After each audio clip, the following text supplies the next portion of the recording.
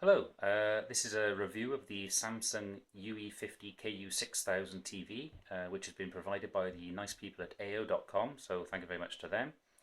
It is a smart TV with a 50-inch 4K ultra high definition screen and high dynamic range colour, and so far I have been very impressed. The TV looks good with a thin bevel around the screen and a narrow boomerang shaped stand, which was straightforward enough to attach. The standby light is a little oddly placed, poking out at the bottom right edge, but it doesn't really spoil the overall aesthetics. Looking at the back of the TV, you can see the power supply on the right hand side and all of the ports are on the left and they're easily accessible. There are a couple of non-standard ports on the back in the form of the component in the AV in, which require a couple of adapters, but they're supplied and they do help to keep things quite neat and tidy. On the back you'll also find a directional pad which is used to control the menus on the main screen. It does seem a little odd at first, have to reach around the television to use the physical buttons, but it actually in practice works quite well, and it does keep the frame of the TV free from any buttons. The only thing missing off the back really would have been something in the middle just to hold all the wires together, keep them nice and tidy, but it's a very minor point. So back to the actual TV itself. The interface of the TV is very nice. You basically get a home bar at the bottom with a context bar just above that, depending on what option you've got selected. It's fully customizable, so you can add additional apps to there, different web pages, etc. You've also got access to the quick settings for your subtitles and different sound modes and the rest of that sort of thing. And you can also get into the full settings. Now I've gone through quite a bit of this and they're very nicely arranged. You've got all of the basic settings that you'll want to get to nice and easily accessible. But each section has also got an expert settings area where there is a ridiculous number of settings for tweaking anything you can imagine, basically. I haven't got into playing with half of this yet, and I haven't as yet felt the need to. All of the picture and sound settings are as they were when I got the TV, and I find them very good. Going back to the home bar there, you can see the list of sources that I've currently got connected. Freeview's obviously been set up. I've got the Skybox connected, and the remote control for the Sky is easily programmed for this television, and will operate this interface as well as all of the volume and channel numbers, etc.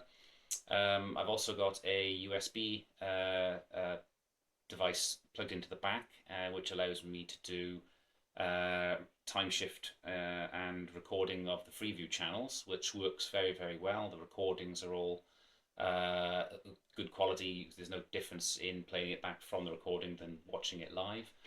I've also got a network drive connected to my home network, and that works perfectly fine. It's showing me all of my photos and videos, and there's also access to some of the other computers and things that I've got connected as well. The live TV option at the bottom there, also you've got access to the guide. So the guide itself is nice and clean and simple enough to use. Plenty of options there to have a play around with, but it's pretty much what you would imagine it to be. The apps list that you've got here, obviously I've got Netflix set up and I've got YouTube set up. Those are the only two places at the moment you can really get a good 4K source.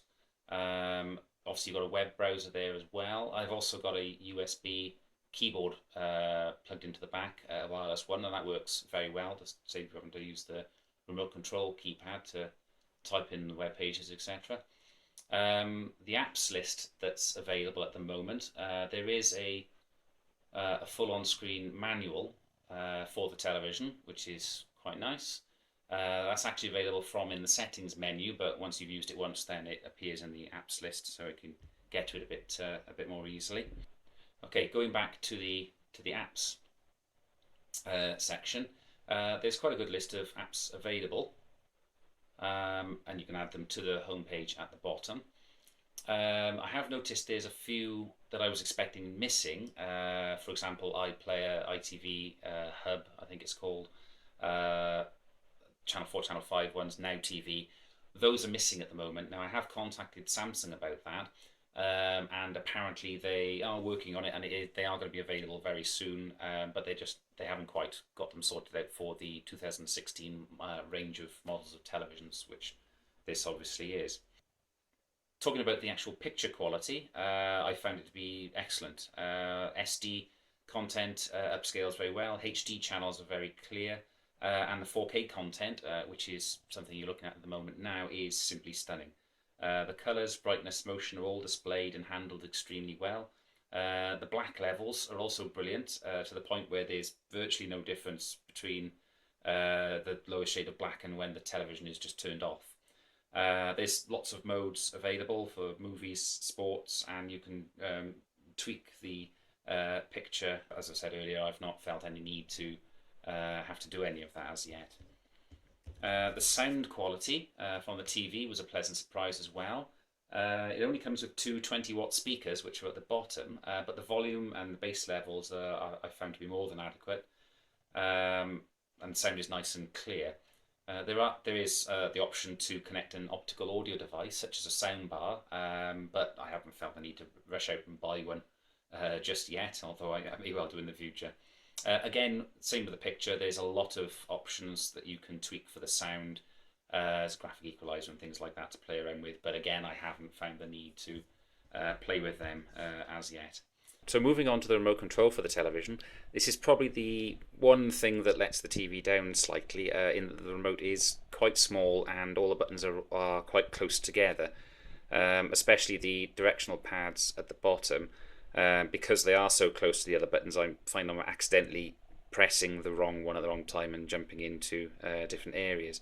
There is a couple of raised bumps on the central select button there, but because they're to the top half of the button, they almost feel as if they're the up button, not the center button.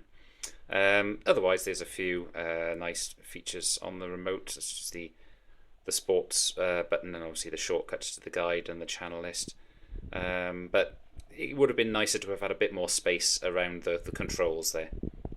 So overall, I'm delighted with the television. There's still plenty of features that I've yet to play with, and aside from a few minor niggles such as the remote and the missing apps, the TV's looks, interface, sound and picture quality are all first rate, and I would certainly recommend it as a great addition to anybody's living room.